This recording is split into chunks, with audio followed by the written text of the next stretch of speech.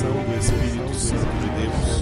Nós vamos começar a meditar no Evangelho do Senhor Jesus Cristo segundo o apóstolo João. O apóstolo João, um dos apóstolos de Cristo Jesus, aquele apóstolo que se autodenominou de o discípulo amado. Vamos abrir agora a palavra do Senhor no primeiro capítulo do Evangelho segundo João. Nós começamos no domingo à noite. Domingo à noite começamos a nossa meditação neste precioso livro da Escritura, esse quarto Evangelho, o Evangelho do Senhor Jesus segundo escreveu o apóstolo João. Aleluia. Nós vamos ver hoje, primeiro, a divisão deste livro. Como que esse livro está dividido. Ele tem uma introdução e uma conclusão e um grande desenvolvimento no meio. A introdução se chama prólogo e a conclusão se chama epílogo. Prólogo significa antes da palavra, epílogo significa depois da palavra. A palavra principal, as palavras principais estão aí no desenvolvimento. O prólogo, onde nós vamos meditar hoje, são os primeiros 18 versículos do capítulo 1, cujo título diga, Verbo. É um dos títulos de Jesus. Na palavra de Deus, Jesus tem o título de Verbo, o Verbo de Deus. Já vamos meditar longamente um pouco sobre isso nessa noite. O desenvolvimento vai do capítulo 1, versículo 19, até o final do capítulo 20, o capítulo 20 completo. Então a maioria do Evangelho é esse desenvolvimento, cujo título diga, Obras do Filho. As coisas que Jesus realizou e também faz parte das suas obras, a doutrina que ele ensinou. E depois o epílogo, depois da palavra, a conclusão deste evangelho é todo o capítulo 21, o último capítulo, cujo título, o título que eu dei aqui foi a pergunta que Jesus fez ao apóstolo Pedro, e que também ele faz para todos nós, não é só para Pedro que ele está perguntando isso não. Ele também pergunta isso para mim, e ele pergunta isso para você. Vamos dizer a pergunta? Tu me amas? Jesus está perguntando para você, você ama Jesus? O amor é provado com atitudes. É pelas atitudes que provamos se amamos o Senhor. Aleluia. E nessas atitudes existem coisas que nós não fazemos por amor a Jesus, e tem coisas que fazemos por amor a Jesus. Por amor fazemos coisas, e por amor deixamos de fazer coisas. É bom você fazer uma lista do que por amor a Jesus você tem que fazer, e do que por amor a Jesus você tem que deixar de fazer e renunciar a fazer. Glória a Deus. São muitas coisas que temos que fazer por amor a Jesus. Por exemplo, a gente vem congregar por amor a Jesus.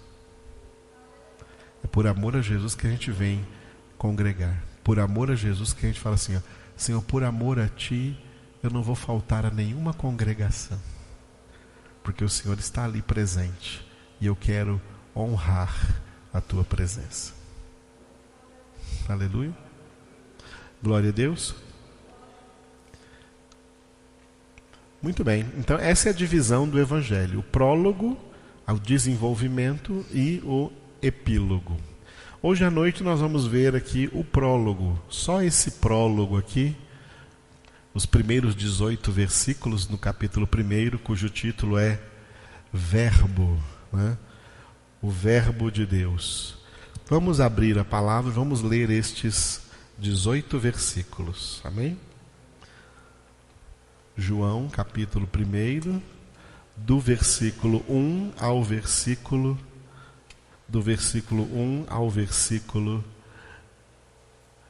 18. Amém? Juntos. No princípio era o Verbo, e o Verbo estava com Deus, e o Verbo era Deus. Ele estava no princípio com Deus. Todas as coisas foram feitas por intermédio dele, e sem ele, nada do que foi feito se fez. A vida estava nele, e a vida era a luz dos homens. A luz resplandece nas trevas, e as trevas não prevaleceram contra ela. Houve um homem enviado por Deus, cujo nome era João. Este veio como testemunha, para que testificasse a respeito da luz, a fim de todos virem a crer por intermédio dele. Ele não era a luz, mas veio para que testificasse da luz, a saber, a verdadeira luz que, vinda ao mundo, ilumina a todo homem. O Verbo estava no mundo. O mundo foi feito por intermédio dele, mas o mundo não o conheceu.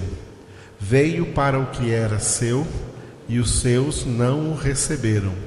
Mas a todos quantos o receberam, deu-lhes o poder de serem feitos filhos de Deus, a saber, aos que creem no seu nome, os quais não nasceram do sangue, nem da vontade da carne, nem da vontade do homem, mas de Deus.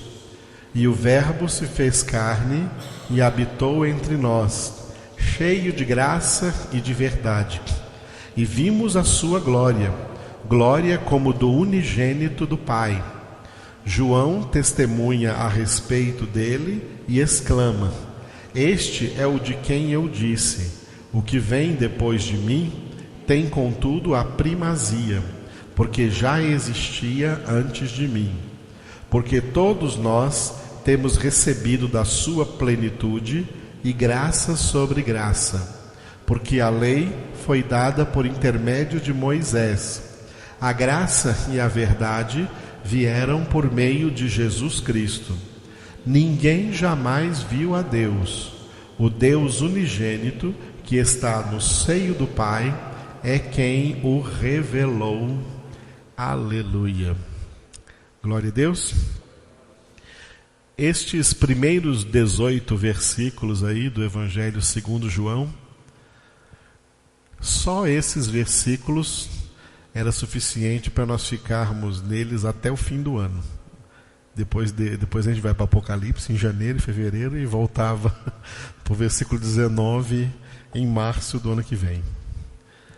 É uma parte da Escritura tremendamente profunda acerca de Jesus Cristo, nas suas duas naturezas, tanto a sua natureza divina como a sua natureza humana. Jesus Cristo como, especialmente nesse texto, como o Verbo de Deus, ou a Palavra de Deus. O apóstolo João, quando ele escreveu em grego, porque ele estava escrevendo aos helenistas, aos povos de língua grega, aos ímpios que eram de língua grega. Ele estava evangelizando pessoas que falavam a língua grega. Então ele escreveu em grego, e a língua grega é uma língua, a língua que foi escrita, o idioma em que foi escrito todo o Novo Testamento. O Novo Testamento inteiro foi escrito em grego, o Antigo Testamento foi em hebraico, o Novo Testamento em grego. A língua grega ela é muito rica no significado das palavras. Onde a gente lê aqui, em 1 João, que nós acabamos de ler, a palavra verbo, em grego é a palavra logos. Logos, ali está escrito em grego, a palavra logos. Em grego tem duas palavras que se traduzem por palavra. Logos se traduz por palavra. E embaixo aqui, rema. Rema também é uma palavra grega que traduzida para o português é palavra. João não escreveu assim, né? No princípio era a rema. Ele escreveu, no princípio era o logos. Rema é uma palavra isolada. Uma palavra qualquer. Cadeira, ar, vento, flor. Uma palavra isolada. Uma palavra fora de contexto. Uma palavra que não está em nenhuma frase. Uma palavra que não está em nenhum texto, em nenhum discurso. Uma palavra solta. Uma palavra solta, uma palavra única, uma palavra qualquer. Qualquer palavra, em grego, se diz rema. Rema é uma palavra qualquer, uma palavra isolada. Logos não é uma palavra isolada. Logos é uma palavra de um conteúdo, todo um conteúdo a ser transmitido. Vamos supor, eu cheguei aqui nessa noite, eu estou aqui dando para vocês uma palavra. Quer dizer, eu estou dando para vocês aqui um conteúdo, estou falando, transmitindo um conteúdo. O logos é todo o conteúdo que Deus quer transmitir para nós no seu Filho Jesus. Jesus Cristo é todo o conteúdo que Deus quer transmitir para nós, porque em Jesus existe todo o conteúdo de quem é Deus. O apóstolo Paulo diz que em Cristo Jesus habita corporalmente toda a plenitude da divindade. Aleluia.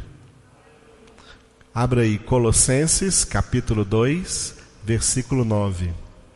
Colossenses capítulo 2. Colossenses capítulo 2, versículo de número 9. Aliás, esse texto de Colossenses aí é muito rico para falar para nós acerca de Jesus. Acerca de Jesus, Colossenses 2, 9. Porquanto nele, quer dizer, em Cristo, habita corporalmente toda a plenitude da divindade. Leiam vocês.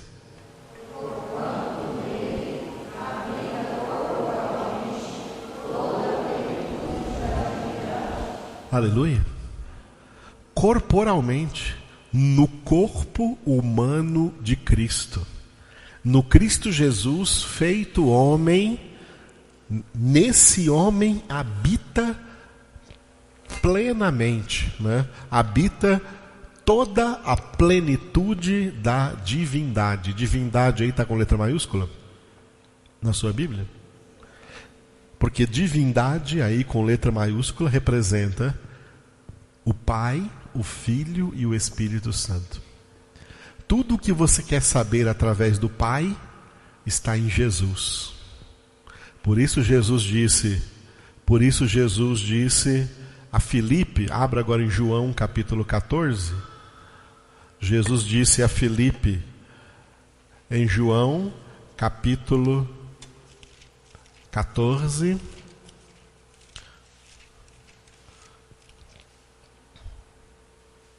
versículo 9. João 14, 9. Disse-lhe Jesus: Filipe, há tanto tempo estou convosco e não me tens conhecido? Quem me vê a mim, vê o Pai. Como dizes tu, mostra-nos o Pai? Vocês.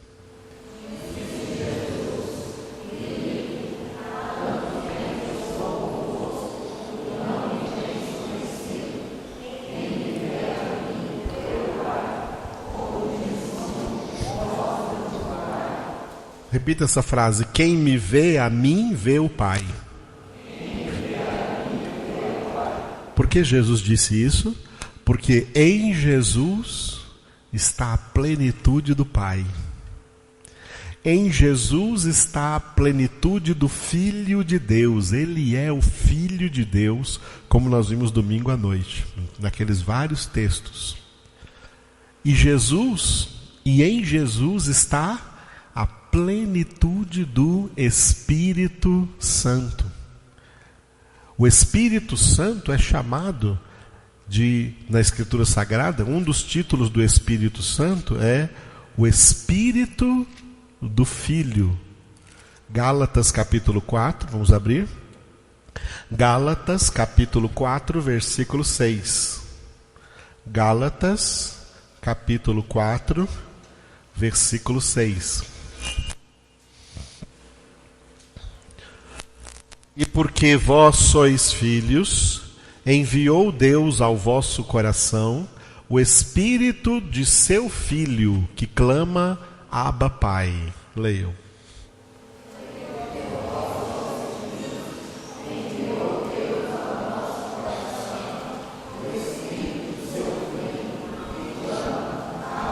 Nesse versículo aí, Espírito está com letra maiúscula? É o Espírito Santo. O Espírito Santo é chamado de Espírito do Filho, o Espírito de Cristo. O Espírito do Filho, que é o Espírito de Cristo Jesus. Veja também essa expressão em Romanos 8. Romanos, capítulo 8. Aleluia. Romanos, capítulo 8, versículo 9. Romanos 8, 9. Vós, porém, não estáis na carne, mas no Espírito, se de fato o Espírito de Deus habita em vós. E se alguém não tem o Espírito de Cristo, esse tal não é dele. Vocês?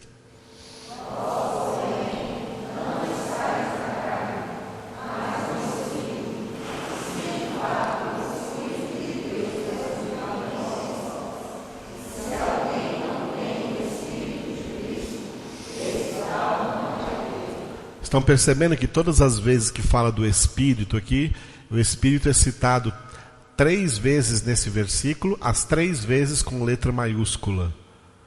Vós não estáis na carne, mas no Espírito, Espírito Santo. Se de fato o Espírito de Deus, o Espírito Santo habita em vós. E se alguém não tem o Espírito de Cristo, o Espírito Santo é chamado também de o Espírito de Cristo. Se alguém não tem o Espírito de Cristo, esse tal não é dele, não é de Cristo, não pertence a Cristo. Quem pertence a Cristo tem o Espírito Santo. Porque em Cristo Jesus habita corporalmente toda a plenitude da divindade. O Pai, o Filho e o Espírito Santo. Em Cristo Jesus. Por isso, Jesus nos revela quem é Deus. Ninguém conhece a Deus sem conhecer Jesus. É Jesus quem nos revela quem é Deus. Aleluia. Jesus volta para João capítulo 1, ele é chamado então de o Logo, onde nós lemos verbo, é o Logos. O Logos. Algumas traduções em português, ao invés de colocar verbo, colocam palavra. Quer ver, por exemplo, leia o primeiro versículo comigo assim, ó, João capítulo 1, versículo 1, leia assim, ó, no princípio era a palavra, e a palavra estava com Deus, e a palavra era Deus. Vocês?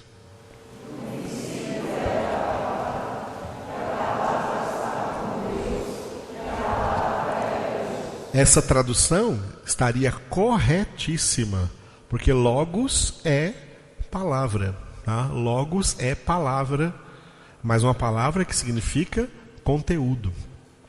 Porque as nossas Bíblias traz a palavra verbo. A palavra verbo na nossa Bíblia é uma influência da tradução do grego para o latim, uma tradução muito antiga, chamada Vulgata, a tradução do grego para o latim. A pessoa que foi Jerônimo, que traduziu a palavra do grego, o Novo Testamento do grego para o latim, ele traduziu logos. Ao invés de escrever palavra, ele escreveu uma palavra latina, do idioma latim, que é a palavra verbum, a palavra verbo. Quando nós lemos a palavra verbo, aqui é por causa dessa influência da tradução do latim, porque em latim a palavra é verbo. Para nós em português, por isso eu acho até bastante útil essa tradução aqui como verbo. Não acho errada, não. Acho ela bastante útil para nós de língua portuguesa. Porque a palavra verbo, para nós em português, é um elemento gramatical, um elemento da nossa gramática. Quando a gente estuda gramática, a gente estuda verbo.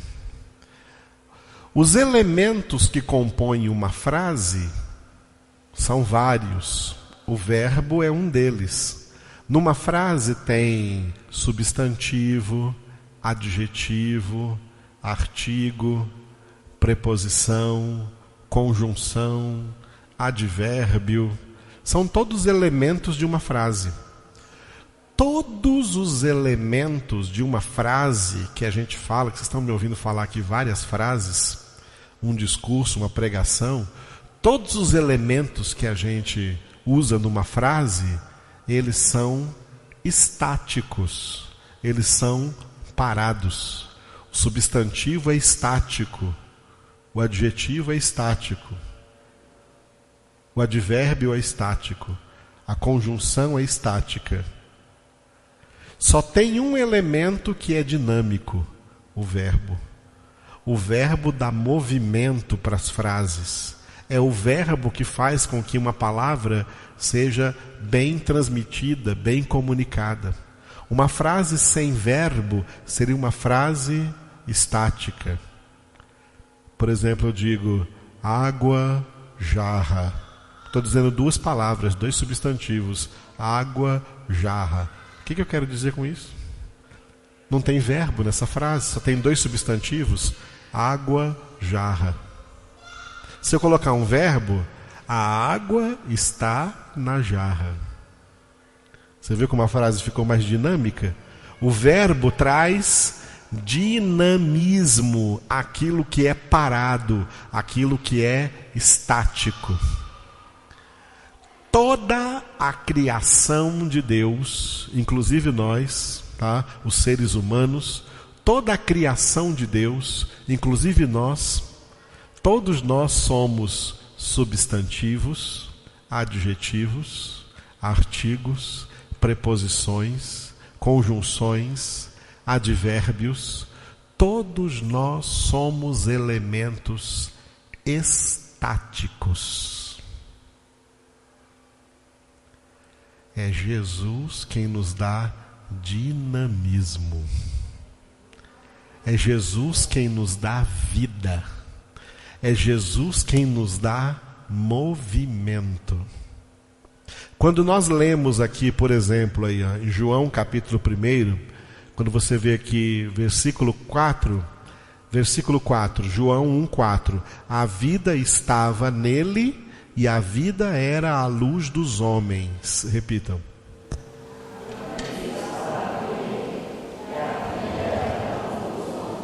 Essa vida aqui não se trata apenas da vida nova, da vida dos salvos, da vida em abundância, que é a vida eterna, que é a vida que Jesus dá aos salvos. Essa vida aqui se trata também da vida biológica, da vida física, da vida dos animais, da vida da vida vegetal, de todo ser que tem vida.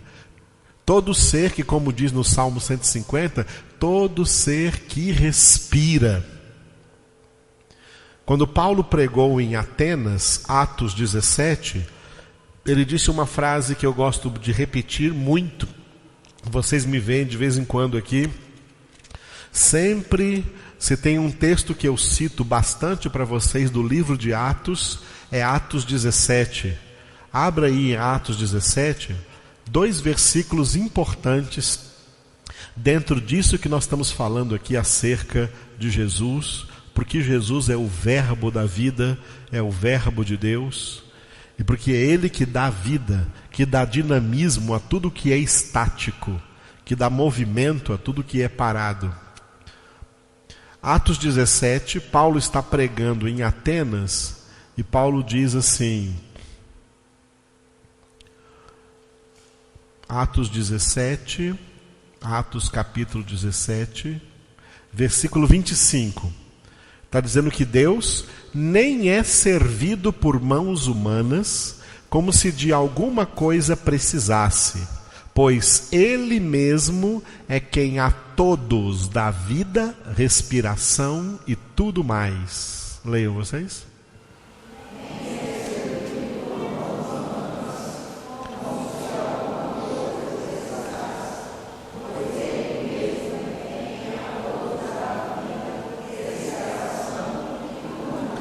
Olha só, Ele mesmo é quem a quem?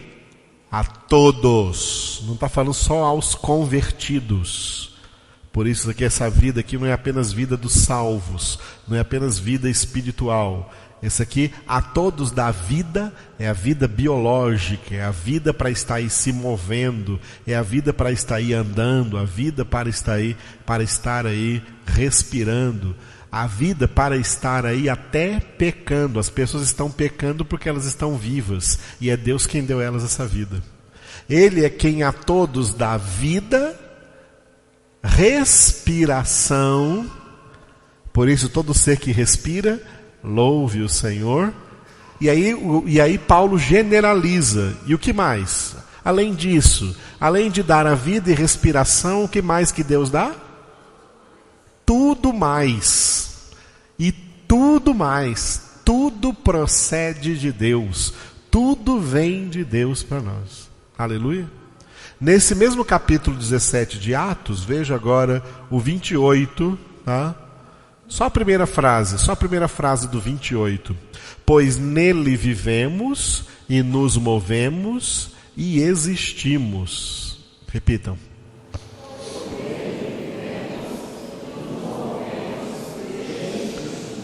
Nele vivemos. Paulo está falando aqui acerca de todos os seres viventes. Nele vivemos. Nele. Sabe o que significa nele vivemos? Nele vivemos, nos movemos. Olha o Lucas se movendo aqui com a Júlia. Nele vivemos, nele nos movemos e nele existimos. Olha, 3 coisas. Diga de novo. Nele vivemos, nos movemos. Faça um movimento aí com a mão aí. Faça um movimento. Nos movemos. Faz assim. E existimos.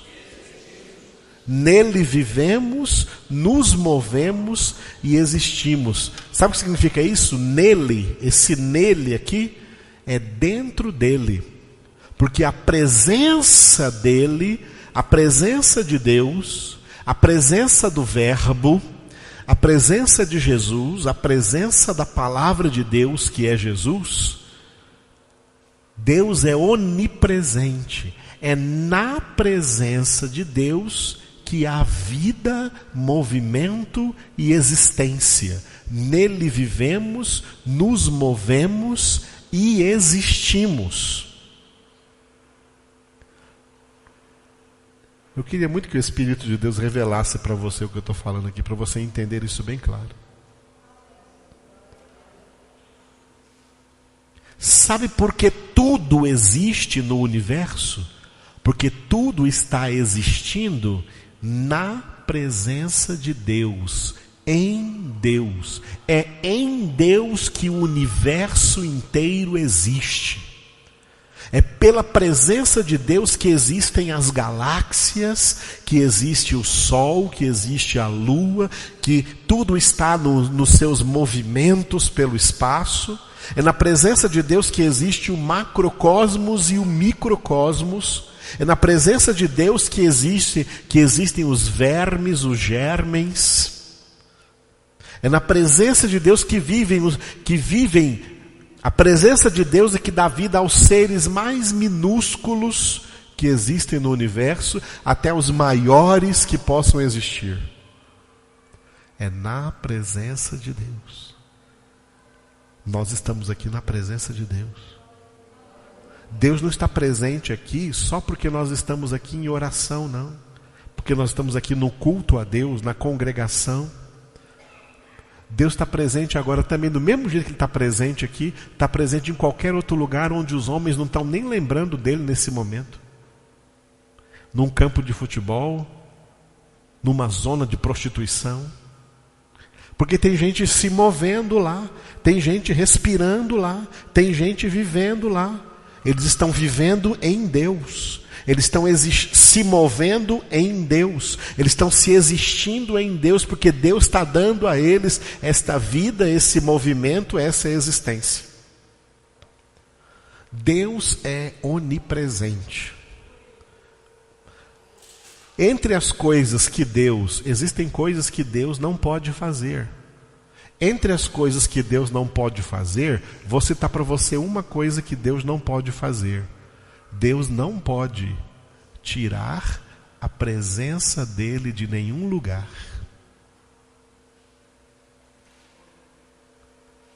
Sabia que até no inferno Deus está presente?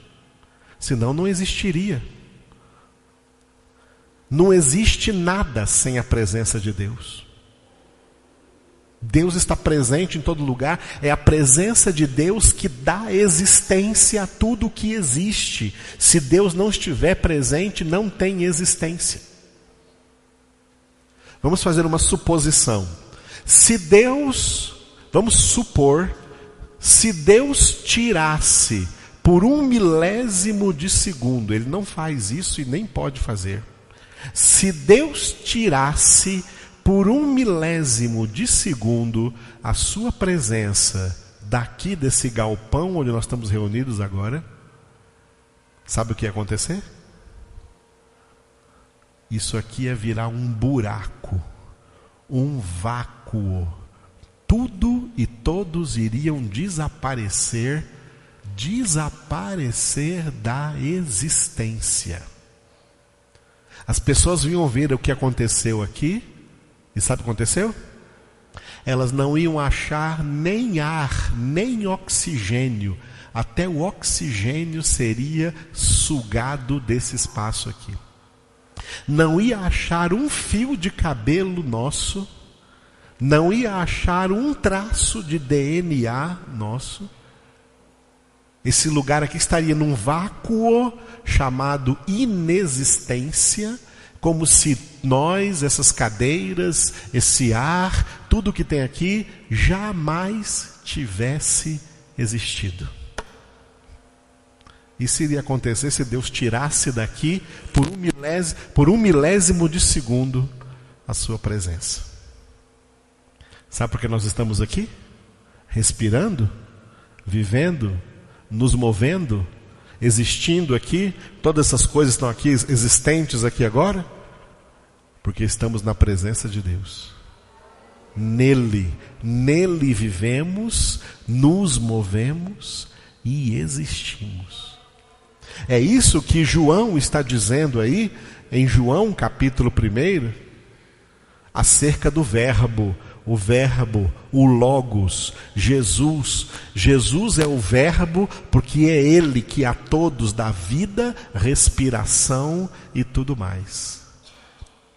Quando diz aqui no versículo 4, a vida estava nele, e a vida era a luz dos homens. Essa luz, essa vida, A vida dos homens, amados, a vida que Deus deu aos homens, ela é para sempre. É uma vida revestida de imortalidade. Por isso o homem tem princípio de existência, mas não tem fim de existência. A morte física é um estado transitório. A morte física não é o fim da existência. A pessoa morreu, o corpo foi sepultado, mas a alma continua viva.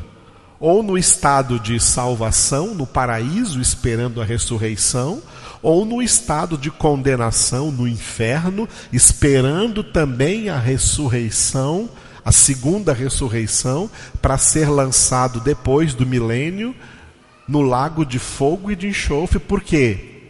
A vida é a luz dos homens e essa luz não vai se apagar. O homem vai viver para sempre. Não importa em que estado ele esteja, seja estado de salvação ou seja no estado de condenação. A vida é a luz dos homens e essa luz vai brilhar para sempre. Esses homens vão viver para sempre. E é Deus e é Cristo Jesus, o Verbo de Deus, a Palavra de Deus, que estará dando vida para todos que estiverem vivendo no céu e que estará dando vida para todos que estiverem vivendo no lago de fogo e de enxofre e sentindo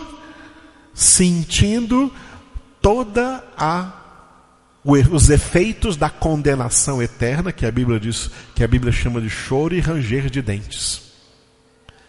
As pessoas no lago de fogo e de enxofre, o maior sofrimento delas será a sua própria existência. Elas vão desejar por toda a eternidade jamais ter existido.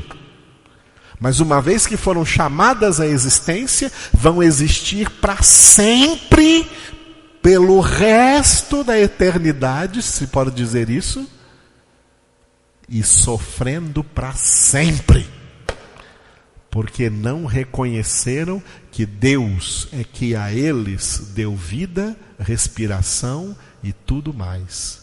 Que é em Deus que nós vivemos, nos movemos e existimos. Deus é quem dá vida a tudo. Deus é quem dá vida aos homens. Deus é quem dá vida aos anjos, incluindo Satanás e os demônios. Deus é quem dá vida a eles. Deus é quem dá vida a tudo. Deus é quem dá existência a tudo. Ele é o Deus que vivifica os mortos e chama a existência as coisas que não existem. Aleluia. Onde lemos isso? Romanos 4,17. Romanos, olha, abrindo a página aqui, ó. Romanos 4,17. Aleluia. Como está escrito: por pai de muitas nações te constituí, perante aquele no qual creu, o Deus que vivifica os mortos e chama à existência as coisas que não existem. Vocês.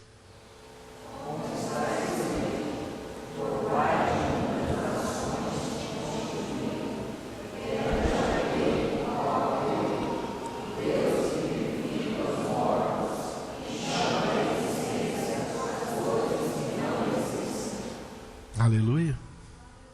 Deus é que chama tudo à existência e dá vida.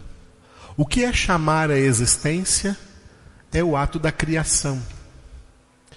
Só Deus é criador. Sabia que o homem não é criador? O homem não cria nada. O homem não chama nada à existência. Criar é chamar a existência. Tá? Criar é chamar a existência. O homem não cria nada. O que o homem faz é manipular a criação de Deus. Através de tudo que Deus criou, o homem manipula essa criação. O homem transforma essa criação. O homem mexe com essa criação. O homem inventa. Inventar é diferente de criar. O homem inventa coisas através das coisas que Deus criou. Mas só quem cria é Deus. Deus é quem chama a existência. As pessoas falam assim, não, eu não criei filhos ainda. As pessoas não criam filhos. Elas concebem, elas geram, porque Deus já colocou no homem e na mulher os elementos necessários para a geração de vida. Se não tem esses elementos, eles não podem procriar. Até quando um homem ou uma mulher tem algum problema congênito que não pode gerar, não conseguem gerar. Porque é Deus que coloca isso no homem e na mulher, Deus coloca isso no ser humano e também nos animais. É Deus, o homem não cria nada. O homem só manipula aquilo que já foi criado. A criação é um ato exclusivo de Deus. E Ele criou todas as coisas pela palavra. Nós terminamos de estudar a carta aos Hebreus. Eu convido vocês a ler novamente o início, capítulo 1 de Hebreus, e ver como pela palavra, ou seja, pelo Logos, pelo Verbo, por meio de Cristo Jesus. Jesus é a palavra, Jesus Cristo é a palavra. Por meio da palavra, Deus criou e sustenta o universo. Olha só, capítulo 1, versículo 2 e versículo 3. Primeiro versículo 2. Nesse versículo 2 vai dizer que, por meio de Jesus, Deus fez, ou criou, fazer e criar é a mesma coisa, todo o universo. E claro, tudo que existe nele. Nestes últimos dias, nos falou pelo Filho, a quem constituiu herdeiro de todas as coisas, pelo qual também fez o universo. Leiam.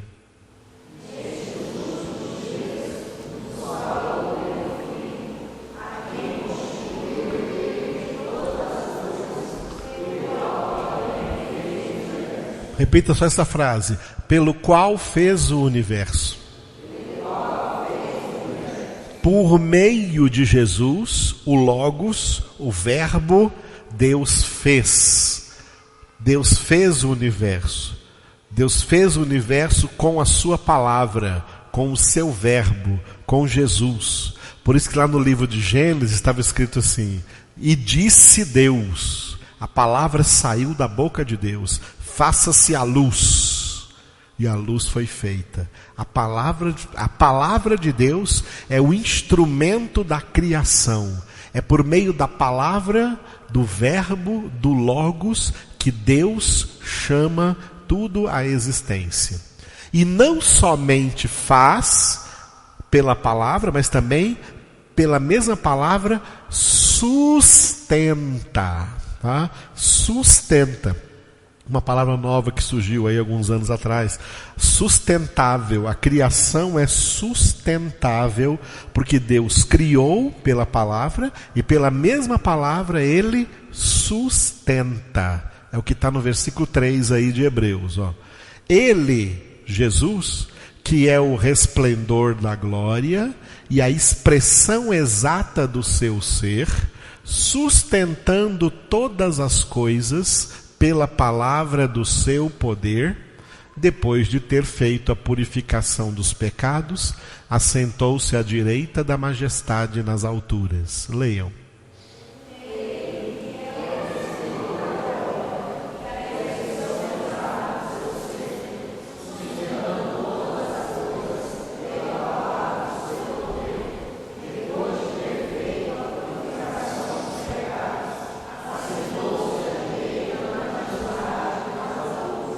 Aleluia. Ele, Jesus. Quem é Jesus? Diga, Jesus é o resplendor da glória de Deus. Segunda coisa, diga, Jesus é a expressão exata do ser de Deus. Por isso que Jesus disse para Filipe: quem vê a mim vê o Pai, porque eu sou a expressão exata do Pai. E olha o que ele faz. Ele vive fazendo o quê? Leia só essa frase: sustentando todas as coisas pela palavra do seu poder.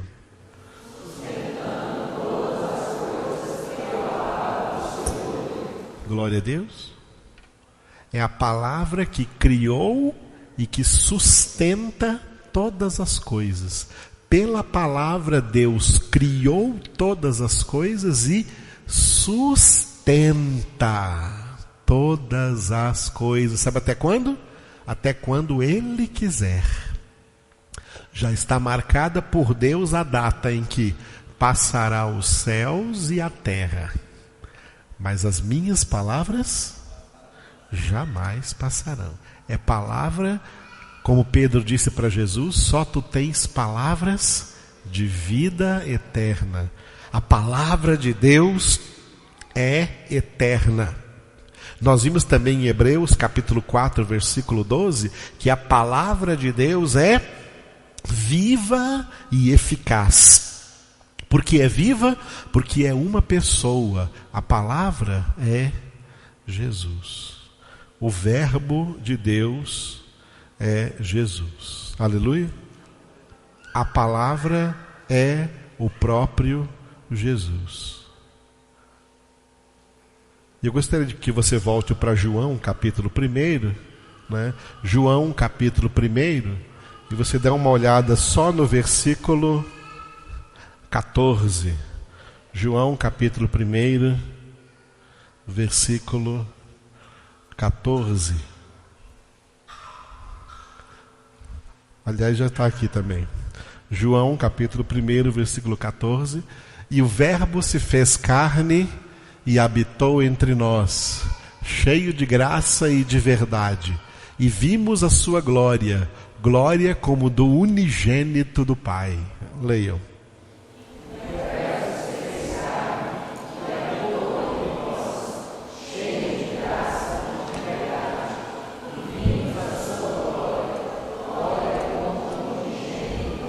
Aleluia. O verbo, o logos, a palavra de Deus se fez carne, ou seja, Jesus Cristo recebeu a natureza humana. Carne, nesse versículo aqui, é a natureza humana. Jesus Cristo, além da natureza divina que ele tinha, já desde toda a eternidade, ele recebeu a natureza humana e, repita só essa frase, habitou entre nós. Amados, nós vivemos numa terra onde Jesus já habitou nela. Durante toda a história da humanidade, a parte da história mais importante, os anos históricos mais importantes foram aqueles cerca de 33 anos em que Jesus, o Filho de Deus, estava revestido de natureza humana, feito carne, vivendo aqui na terra.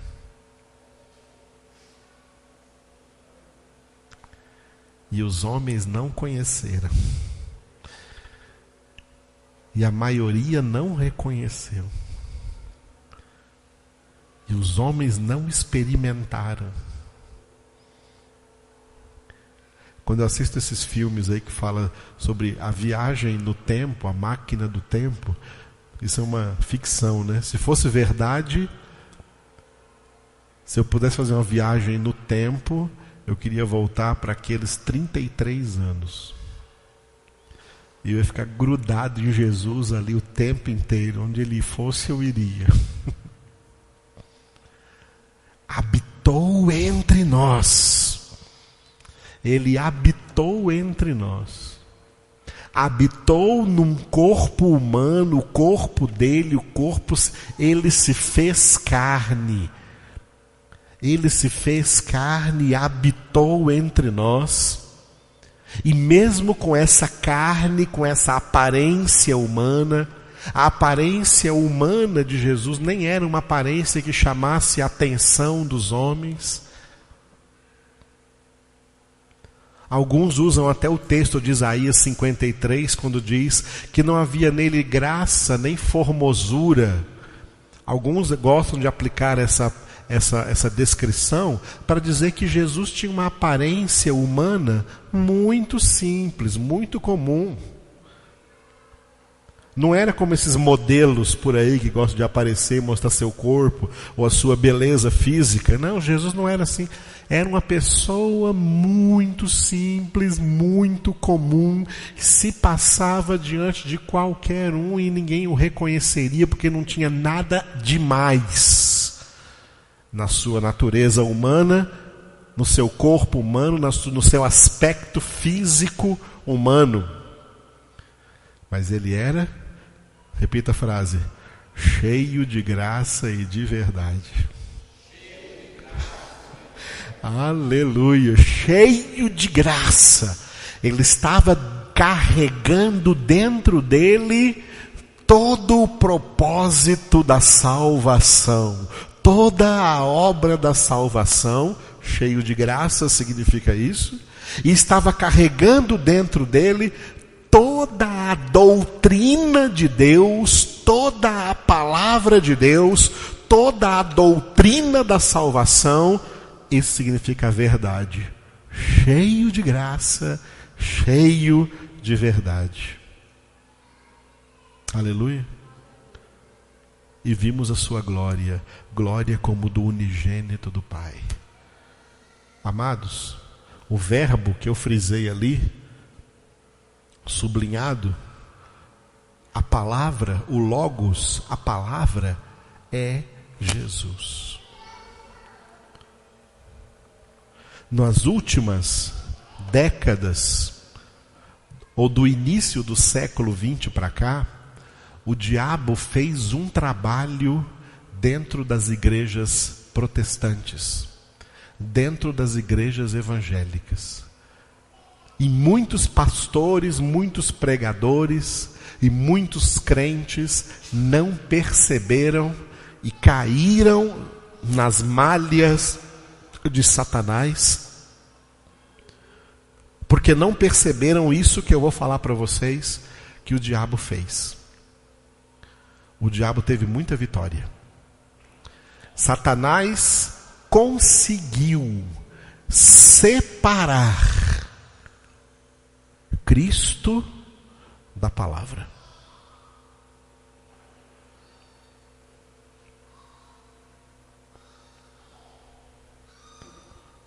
E você vai achar hoje, por aí, muitos crentes, como eu já achei também, falando assim, eu amo Jesus, mas eu não suporto a palavra.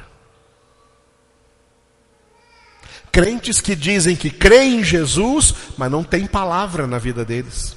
A palavra eles rejeitam. A palavra é muito difícil, a Bíblia é muito difícil, a Bíblia é muito extensa, é muito chato, eu não gosto de Bíblia, eu gosto de oração, eu gosto das coisas que Jesus... Mas espera aí, ele acha que Jesus é uma coisa e que a palavra é outra coisa? Que Jesus é uma coisa que é boa para eles e a palavra é uma coisa que é ruim para eles, porque eles não gostam dela, é ruim, é chato. A palavra é para teólogos.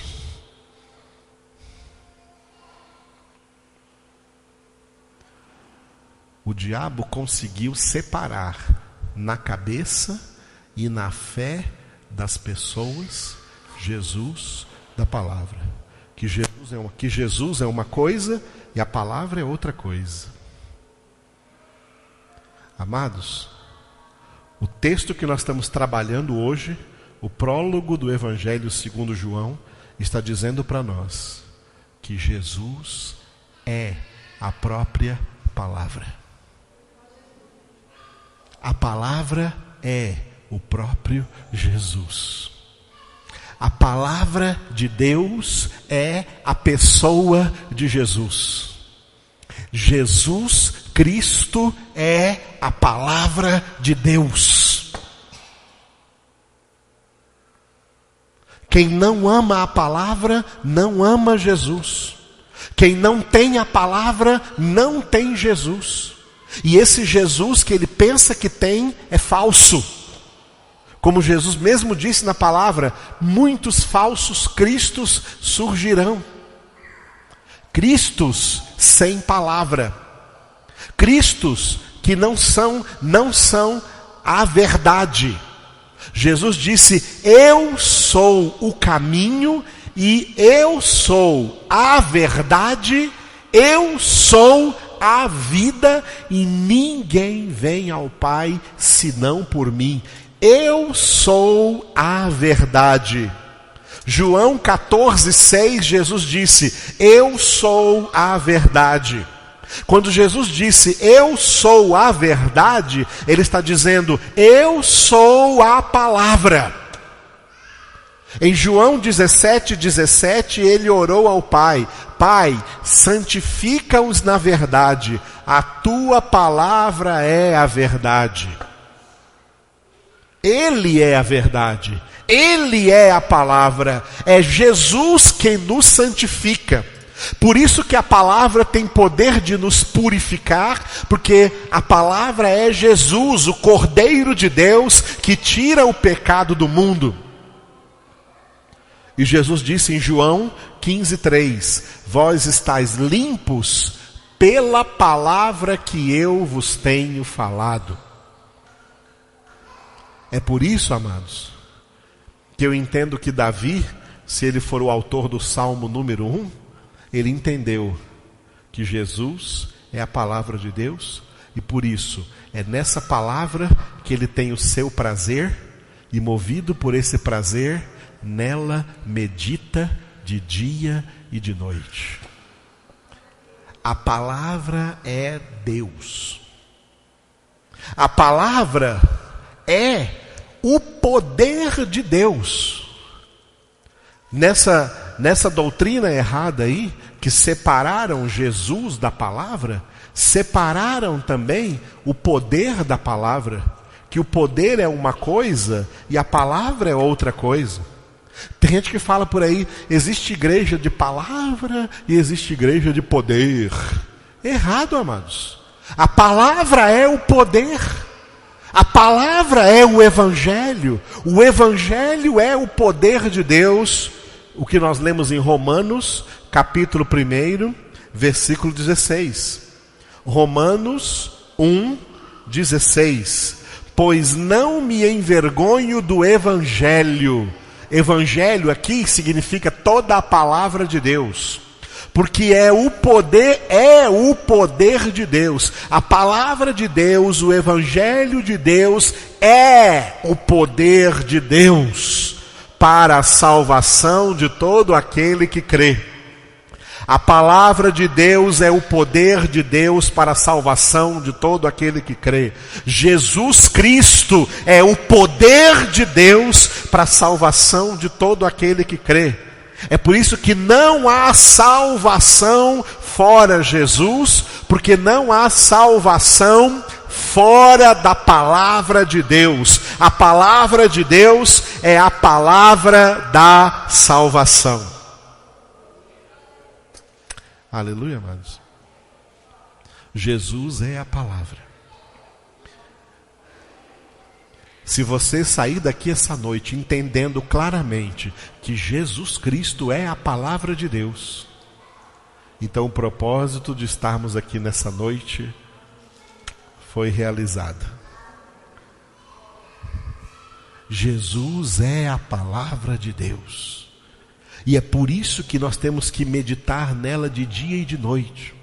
É por isso que Jesus se comparou com o pão. Assim como nós nos alimentamos cada dia de pão, de comida para o corpo, a comida espiritual, o alimento espiritual é um só, é a palavra de Deus. Por isso meditamos nela de dia e de noite. Eu não entendo como tem gente que não lê a palavra todos os dias, que não lê Bíblia todos os dias. Eu não entendo porque ele come todos os dias, porque almoça todos os dias, porque toma café todos os dias, lancha todos os dias. Mas a palavra não está todos os dias na vida dessa pessoa. Eu não entendo, essa pessoa está sofrendo de inanição espiritual. É por isso que esses crentes ficam espiritualmente fracos, debilitados, a carne ganha deles, o pecado ganha deles, o mundo ganha deles, o diabo ganha deles. Porque estão fracos, nanicos, com inanição espiritual. É para se alimentar, amados. É para se alimentar da palavra de Deus. Está escrito em Deuteronômio, Jesus disse perante Satanás: não só de pão viverá o homem, mas de toda a palavra que procede da boca de Deus. E em João capítulo 6, um capítulo que nós vamos passar aqui em João, Jesus diz bem claro: eu sou o pão da vida. A minha carne é verdadeira comida, o meu sangue é verdadeira bebida. Ele está dizendo: eu sou a palavra de Deus, eu sou o alimento para as vossas almas, eu sou o alimento espiritual, eu sou o maná que caiu do céu, que desceu do céu, que o Pai vos dá para o vosso alimento, para vos alimentar para a vida eterna. E por isso nesse capítulo 6 de João, ele vai dizer: as palavras que eu vos digo são espírito e são vida. Porque a palavra é Jesus. Diga: Jesus Cristo é a palavra de Deus. Diga mais forte: a palavra de Deus é o próprio Jesus.